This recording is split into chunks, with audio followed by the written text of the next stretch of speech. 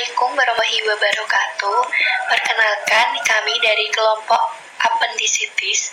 Di sini kami akan mempresentasikan hasil dari diskusi kelompok kami mengenai materi patofisiologis apendisitis. Sebelumnya, nama anggota kelompok kami ada Arsatul Hikmah, Arum Putri Lestari, Atriana Putri Agustina, dan Aulia Indah Rumaningtyas.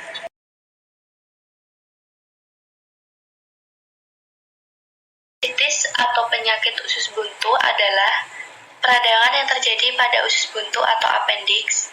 Usus buntu merupakan organ berbentuk kantong kecil dan tipis, berukuran sepanjang 5 hingga 10 cm yang terhubung pada usus besar. Saat menderita radang usus buntu, penderita dapat merasa nyeri di perut kanan bagian bawah.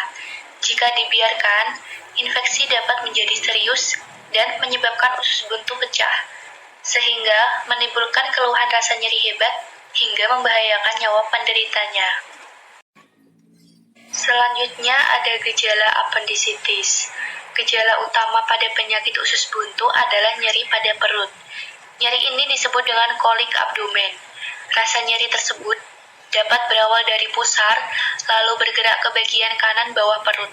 Namun, posisi nyeri dapat berbeda-beda, tergantung usia dan posisi dari usus buntu itu sendiri. Dalam waktu beberapa jam, rasa nyeri dapat bertambah parah, terutama saat kita bergerak, menarik nafas dalam, batuk, atau bersin.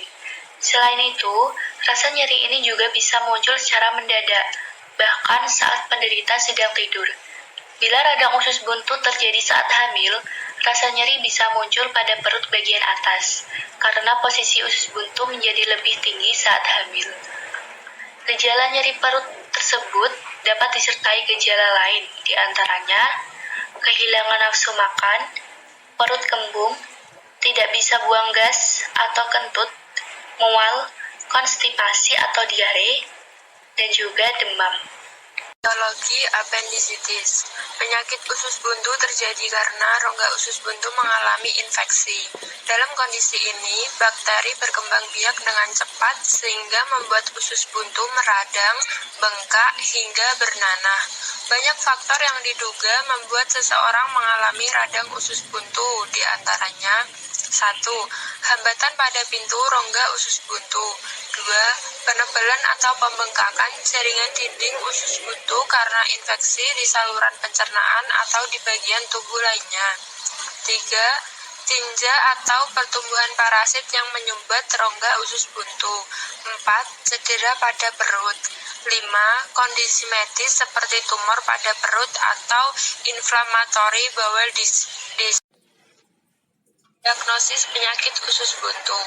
Diagnosis penyakit usus buntu dimulai setelah dokter menanyakan gejala yang dialami pasien dan melakukan pemeriksaan fisik. Pemeriksaan tersebut bertujuan untuk menilai rasa nyeri dan dilakukan dengan menekan area yang terasa nyeri.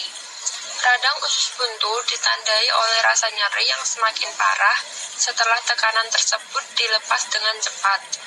Guna memastikan diagnosis, dokter perlu melakukan sejumlah tes. Tes yang dilakukan berupa tes darah, guna memeriksa jumlah sel darah putih yang menandakan adanya infeksi, kemudian tes urin untuk menghapus kemungkinan adanya penyakit lain, misalnya infeksi saluran kemih atau batu ginjal. Kemudian CT scan atau USG untuk memastikan rasa nyeri pada perut disebabkan penyakit usus buntu. Selanjutnya pemeriksaan panggul untuk memastikan rasa nyeri bukan disebabkan masalah reproduksi atau infeksi panggul lainnya. Kemudian tes kehamilan guna memastikan rasa nyeri tersebut bukan disebabkan kehamilan ektopik. Selanjutnya foto ronsen dada untuk memastikan rasa nyeri bukan disebabkan pneumonia sebelah kanan yang gejalanya mirip radang usus buntu. Patofisiologi apendisitis. Obstruksi total dalam lumen appendix akan menimbulkan peningkatan tekanan sehingga terjadi sekresi cairan dan mukus yang terus-menerus dari mukosa appendix dan stagnasi material yang menyebabkan obstruksi tersebut. Bersamaan dengan itu, bakteri intestinal dalam appendix akan berkembang biak menjadi banyak dan mengundang leukosit sehingga terbentuklah pus, mengakibatkan tekanan intraluminal appendix menjadi semakin tinggi. Obstruksi yang berkelanjutan terus akan meningkatkan tekanan intraluminal di atas kapasitas yang dapat ditahan oleh vena-vena appendix, sehingga aliran darah dalam pembuluh darah ini ikut terobstruksi. Sebagai konsekuensinya, terjadi iskemia pada dinding appendix. Lalu kekuatan epitelial akan menurun dan mengundang invasi bakteri ke dalam dinding appendix. Dalam beberapa jam, situasi terlokalisir ini dapat memburuk karena bisa terjadi trombosis arteri dan vena, memungkinkan terjadinya perforasir dan gangren. Apabila proses ini berlanjut, dapat terjadi abses atau peritonitis periapendikular. Apendiksitis dapat menjadi kronis apabila obstruksi hanya parsial, transien, atau intermiten. Karenanya, penderita akan mengalami apendiksitis berulang dengan gambaran klinis nyeri abdomen kuadrat kanan bawah yang akan hilang timbul. Hal ini dapat mengaburkan diagnosis sebenarnya dan membuat dokter mendiagnosis sebagai penyakit gastrointestinal yang lain. Berikut ini referensi materi yang digunakan oleh kelompok kami dalam membuat PPT. Sekian pemaparan materi yang bisa kami sampaikan. Kurang dan lebihnya saya mohon maaf. Wassalamualaikum warahmatullahi wabarakatuh.